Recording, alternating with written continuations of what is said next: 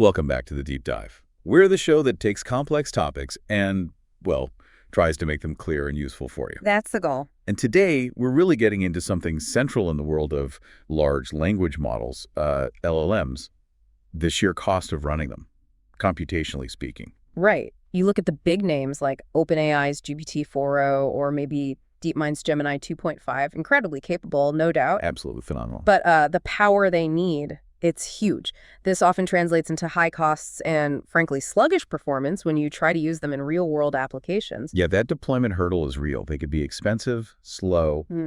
It limits where you can realistically use them. That's the core problem. You get amazing abilities, but the size and resource demands create barriers.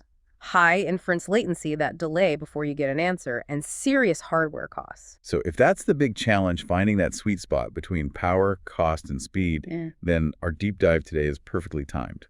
We're looking at a model aiming squarely at that problem. We are. It's called Hunyuan-A13B. It's open source, comes from the Tencent Hunyuan team, and it's really positioned as, well, maybe a bit of a game changer. How so? What's the hook? It's trying to balance top-tier performance with surprising efficiency, and the key is its architecture. Okay, tell me about that. It uses something called a mixture of experts, or MOE architecture. Now, picture this. The model technically has a massive 80 billion total parameters. Think of that like a giant library. 80 billion. Okay, that sounds huge, not efficient. But here's the clever part. For any single task or query you give it, it only activates and uses about 13 billion of those parameters. Only 13 out of 80. Exactly. It's like having that huge library, but you only pull down the specific books, the specific expertise you need for that particular question. You don't read the whole library every time. That is clever. So it's selective activation. Our mission today, then, is to really unpack the technical report behind Hunyuan-A13B. We want to guide you through how they built it, its key features, and why this kind of smart but lean approach is causing a stir. Right, we'll follow the structure of their report, kind of like reading their thesis, to understand the nuts and bolts. Perfect. So to really get why Hunyuan-A13B matters, let's quickly recap that problem space. We have these amazing models, GPT-4o, Gemini 2.5, DeepSeek-R1, Qwen 3, incredibly sophisticated. Yep, state-of-the-art capabilities, but again, deploying them takes serious computational muscle. Which means latency, high costs, real roadblocks, like you said. And Hunyuan-A13B is presented as a direct answer. Its solution is that sparse MOE architecture. 80 billion total parameters, yes, but only 13 billion active per input. And that selective activation is the magic trick for efficiency, isn't it? The model isn't using its entire brain all the time. Exactly. It drastically cuts down the computation needed compared to what we call dense models, where pretty much all parameters fire for every task. Making it potentially much cheaper and faster to run, more scalable. Precisely. The report really highlights 4 innovative pillars behind this. First, they put a huge effort into the pre-training data, especially focusing on high-quality STEM data science, tech, engineering, math. Okay, data quality is number 1. What else? Second, a neat dual-mode chain of thought framework, which lets it adjust its reasoning process. Third, a very structured, multi-stage post-training routine to refine its skills. And fourth, significant optimization specifically for inference, making it run quickly when you actually use it. Got it. Data, reasoning flexibility, refinement, and speed. That sets the scene well. So let's dig into the how. How did they build this foundation? Starting with pre-training. Right, the foundation. They built on their previous work the Hunyuan Turbo model using a really rigorous data pipeline. This involves steps like deduplication, filtering out noise, cleaning things up, even labeling topics. Very thorough. And you mentioned that STEM focus. Yes, that seems crucial. They specifically boosted their efforts in gathering and cleaning scientific and technical data. They ended up with a refined STEM data set of about 250 billion tokens. 250 billion just for STEM. Yep, and that was integrated into their overall pre-training data set, which was a mind-boggling 20 trillion tokens in total. It's 20 trillion. It's astronomical. But that careful STEM curation is key for the model's reliability and its ability to handle complex reasoning, especially in technical fields. And they didn't just shovel data in. You mentioned quality control. Right. They had a refined knowledge labeling system and even graded the data by difficulty. This helped them select the most effective data for training, ensuring a good mix and challenge level. Okay, so the data is meticulously prepared. What about the actual structure, the architecture of the model itself? You mentioned MOE. Yes, it's a fine-grained MOE. Think of it like this. There's one shared expert, a part of the model that's always involved, providing general capabilities. Always on. Always on. Then there are 64 specialized non-shared experts. These are like specialists focusing on different areas or types of tasks. All these experts have the same intermediate size, which helps with efficiency. So one generalist and 64 specialists. How does it pick which specialist to use? That's the routing mechanism. The shared expert is always active, contributing its part. Then, based on the input, the model's router selects 8 out of those 64 non-shared experts to activate simultaneously. Ah, so one shared plus 8 non-shared makes 9 active experts. Well, the parameters add up. It's the shared experts parameters plus the parameters of those 8 activated non-shared experts that total roughly 13 billion active parameters out of the 80 billion total. Got it. So it dynamically forms a small task force of experts for each query. That's a good way to put it. Instead of the whole company working on every memo, you get the right team for the job. Makes sense. What about other architectural bits? Layers, heads? Standard stuff, mostly optimized, 32 layers, 32 attention heads, but they use 8 key value heads. That's part of an optimization. They use the SWGLU activation function, which they've used before. Okay. And crucially, for attention, they use grouped query attention, or GQA. This is a technique that really helps make the memory usage, the KV cache, more efficient. Faster recall, less memory bloat. GQA for efficiency.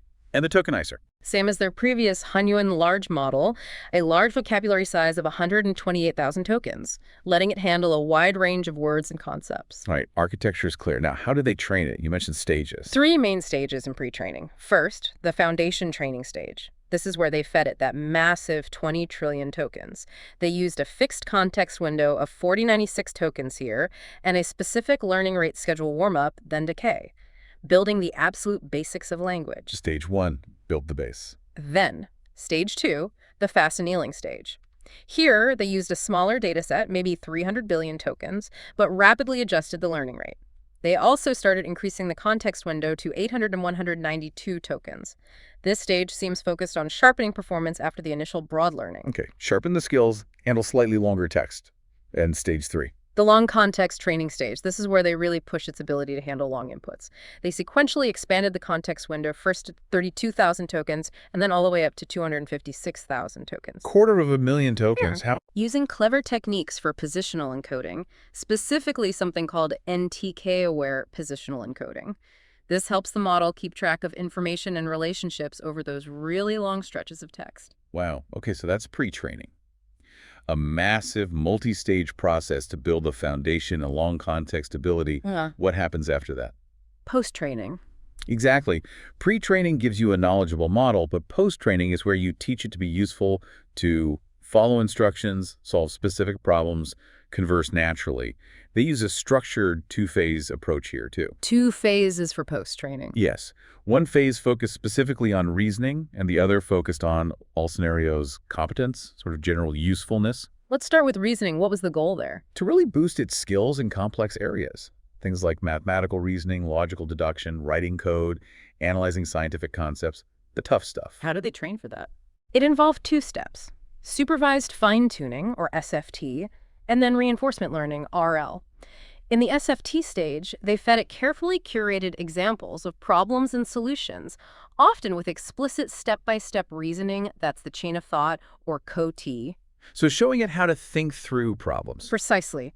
They sourced data for math, code, logic puzzles, scientific questions. They used automated systems, generative models, even human reviewers to create and validate these COT examples, ensuring the model learned solid reasoning patterns. Very targeted training. What about the RL stage for reasoning? After SFT, they used RL to further refine these reasoning skills. They employed a technique called Group Relative Policy Optimization, GRPO. The model generated solutions and then got feedback or rewards. What kind of feedback? 2 main types. First, an outcome reward from a specialized LLM-based verifier that basically checked if the final answer was correct, a simple 1 or 0. Second, feedback from actually running generated code in a secure sandbox. A sandbox. Yeah, a multilingual one supporting 36 languages. It could run over 1,000 code tests concurrently, providing direct feedback on whether the code worked. That's pretty powerful for validation. They used about 150,000 samples across math, code, logic, and science for this RL phase. Okay, so that covers the dedicated reasoning training. What about the second phase, all scenarios fine-tuning? Right, this was about broadening its skills for everyday use. Creative writing, answering general questions, following instructions precisely, holding a decent multi-turn conversation. More general capabilities. How did they approach the SFT for this? They mixed those specialized reasoning data sets with lots of general examples. They specifically constructed data for language understanding, creative writing, even tagging it by genre and style. Multilingual tasks using techniques like back translation. Back translation. Yeah, translating text to another language and back again to generate diverse phrasings. They also focused on complex instructions involving tool use or planning, role-playing scenarios, and knowledge-based Q&A designed to reduce hallucinations. Hallucinations, where the model just makes stuff up. Good focus. Definitely. And they worked hard on making it a capable agent. Agent capabilities. What does that entail? It means the model can plan, use tools, and interact to achieve goals. They actually built a system to generate synthetic dialogues with multiple roles: a user asking for something, a planner figuring out steps, a tool being called, the agent executing, a checker verifying, simulating complex interactions. That sounds sophisticated, like teaching it teamwork. Sort of, yeah. They integrated responses from real tools, like that code sandbox, specific model protocols, and even synthetic tools. They optimized prompts and even had a separate model generate thinking process examples, bridging fast intuition and slow deliberation. They covered over 30 agent instruction types and focused on common tasks like working with Excel or doing deep web searches. Okay, a lot going into the SFT. What about the RL for these general skills? For the all scenarios RL, they used what they call a dual signal approach. It wasn't just about getting the answer right, but also about the quality. Was it well written, coherent, helpful? Judging style as well as substance, How? primarily using a generative reward model, or GRM. This is a flexible model that can compare the AI's answer to a reference answer, look at the CAR-T trace if available, maybe even call external tools or check constraints to judge quality. A more nuanced reward system. Exactly. And they had dedicated reward pipelines for 16 different subtopics: text understanding, translation, creativity, agent tasks, safety, even specific domains like finance or legal.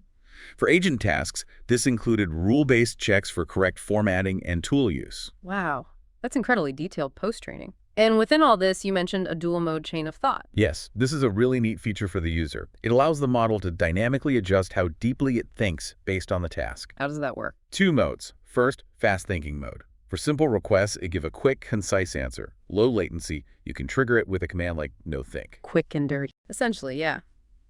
Then there's slow thinking mode.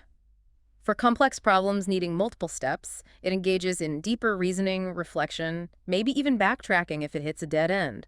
This generally leads to higher accuracy. This is the default. Or you can force it with think. So the user gets some control over the trade-off between speed and depth. Exactly. And the clever part is both modes are trained together using a common internal format. They have a special think block in their data. For fast thinking, this block is empty. For slow thinking, it contains the detailed reasoning steps. Very versatile. That is versatile. Okay, so we've covered how it was built: data, architecture, pre-training, extensive post-training. Now the crucial part, does it actually work? Let's talk evaluation. Right, the proof is in the pudding. The team ran comprehensive evaluations on a mix of public benchmarks and their own internal tests. They were careful about potential data contamination, ensuring the test data wasn't just memorized from training. Good practice. What did they find for the pre-trained model before all that fine-tuning? They looked at core capabilities: general knowledge, coding, math, STEM.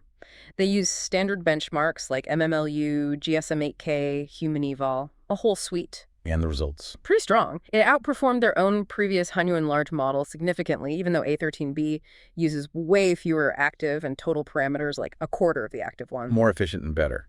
That's progress. How about against others? It scored higher than Qwen 2.572B, which has a similar total parameter count, and maybe most impressively, compared to Qwen 3A22B, a model with roughly 3 times the total parameters and twice the active parameters, Hunyuan-A13B performed comparably, even beating it on 7 out of 12 benchmarks they showed. Wow, so that MOE efficiency really seems to pay off, delivering comparable results with much less active computation. That's the key takeaway from the pre-trained evaluation, yes. Okay, what about the post-trained model? The one with all that reasoning and all scenarios fine-tuning. They threw an even wider range of tests at it.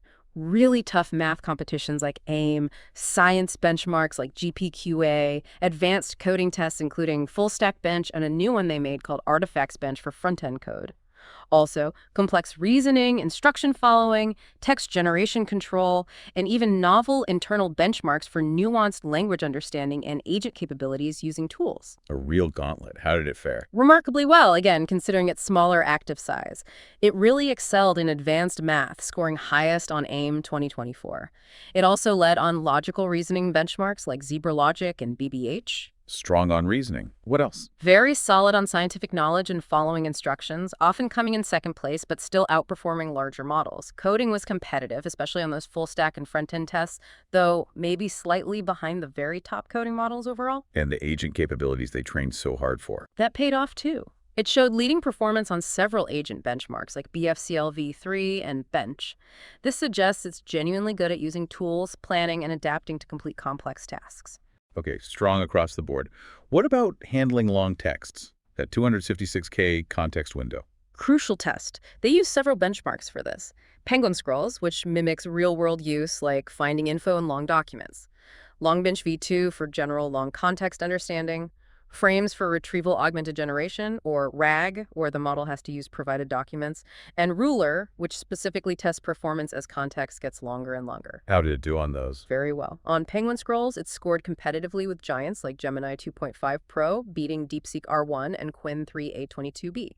On Longbench v2, it was second only to Gemini 2.5 Pro, again outperforming the others. On Frames, the RAG test, it was competitive, actually beating Gemini 2.5 Pro, though the report suggests there's still room to improve its RAG abilities compared to DeepSeek and Qwen 3. Interesting. And the Ruler benchmark, the one testing stability at extreme length. This is where it really shone, according to the report. It demonstrated remarkable long-range stability. Even out at 64,000 to 128,000 tokens, it maintained strong performance, significantly outperforming DeepSeek R1 and Qwen 3 A22B. The report calls it more graceful degradation. It holds up better under extreme length pressure. Graceful degradation. I like it. It doesn't just fall off a cliff. So performance is strong, even at length. What about the final piece? Inference efficiency. Does it actually run fast? They emphasize that the GQA and MOE architecture are inherently designed for speed. Plus, it's built to integrate easily with standard open-source tools like VLLM and TensorT-LLM, making deployment simpler. So easy to get running. Any specific speed features? Yes, it uses service layer tricks like auto-prefix caching and chunk prefill to speed things up. And crucially, it supports various forms of quantization. Quantization making the model smaller and faster. Exactly. Things like INT8 weights or FP8 for the KV cache. This reduces memory and speeds up computation, often with minimal loss in accuracy. Combined with parallel processing techniques, they report some impressive throughput numbers. Like what? Well, for one specific configuration, batch size 32, decent input length, long output, they cited nearly 2,000 tokens per second. That's pretty quick. Okay, nearly 2,000 tokens sec. That's definitely efficient. So wrapping this all up, what's the big picture on Hunyuan-A13B? I think it represents a really significant step forward. You have an open-source MOE model that is demonstrably efficient, using only 13 billion active parameters out of 80 billion total. And yet, it delivers performance that's comparable and sometimes superior to much larger, denser models across a really wide range of difficult tasks. What are its standout strengths, would you say? I'd point to that incredibly detailed pre-training data, especially the STEM focus. Then the very structured multi-stage fine-tuning, really drilling down on reasoning and agent skills. The innovative dual-mode CATI gives users flexibility. And underlying it all are those architectural choices like MOE and GQA driving the efficiency. So who is this model good for? Where does it fit? It seems particularly well-suited for tasks demanding strong reasoning, but where computational resources might be a constraint. Its general-purpose capabilities are also strong, making it a versatile option. The open-source nature is huge, too. It really helps democratize access to this level of AI power. Democratizing access. That leads to our final thought, doesn't it? Indeed. If models like this, with relatively small active parameter counts, can achieve state-of-the-art or near state-of-the-art results, and they're open for anyone to use and build upon, what does that signal? What does it mean for the pace of innovation when you decouple cutting-edge performance from massive hardware requirements? Exactly. What kinds of applications, maybe things we previously thought were too computationally expensive or complex, suddenly become feasible when you have this blend of high performance and high efficiency? Something for all of us to think about. What new possibilities open up? That's definitely food for thought until our next deep dive.